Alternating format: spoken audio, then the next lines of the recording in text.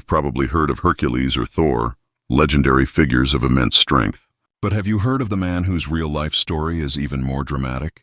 A man so strong he could tear a lion apart with his bare hands, yet so weak he was brought down by a single secret.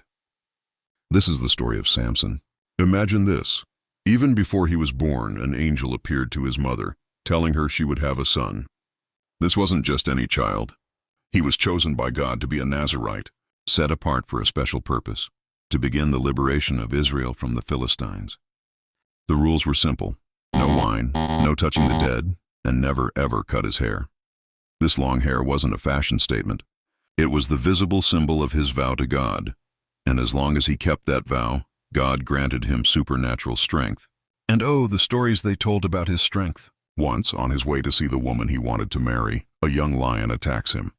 Samson, filled with the Spirit of the Lord, rips it apart with his bare hands as if it were a goat. Another time, cornered by 1,000 Philistine soldiers with nothing but the jawbone of a donkey, he single-handedly strikes them all down. He carried the massive gates of an enemy city up a hill on his shoulders. For 20 years, he was an unstoppable one-man army, a living legend. His strength wasn't in his biceps. It was a direct result of his obedience to the vow he made. His power was borrowed from God, but every hero has a weakness. And for Samson, it wasn't a kryptonite rock. It was his heart. He had a fatal flaw, a weakness for women who were not good for him. This led him to Delilah.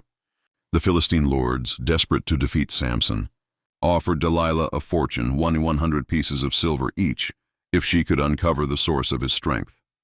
3 times she asked, and 3 times Samson lied to her, playing games. But Delilah was relentless.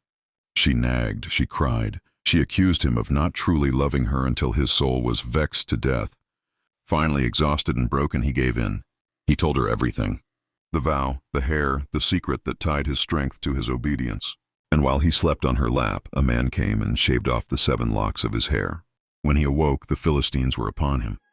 He tried to fight back as he always had, but the Bible says he did not know that the Lord had left him. His strength, his power, his divine gift, it was gone. They gouged out his eyes, bound him in bronze chains, and forced him to grind grain in a prison, a cruel mockery of his former power. The invincible hero was now a blind, powerless slave. But the story doesn't end there. As Samson toiled in darkness, his hair began to grow back. The Philistines, celebrating their victory, brought the blind Samson to their temple to be the main attraction, a trophy for thousands to mock. But in that final, desperate moment, Samson reached out and placed his hands on the 2 central pillars supporting the entire temple. He prayed one last time,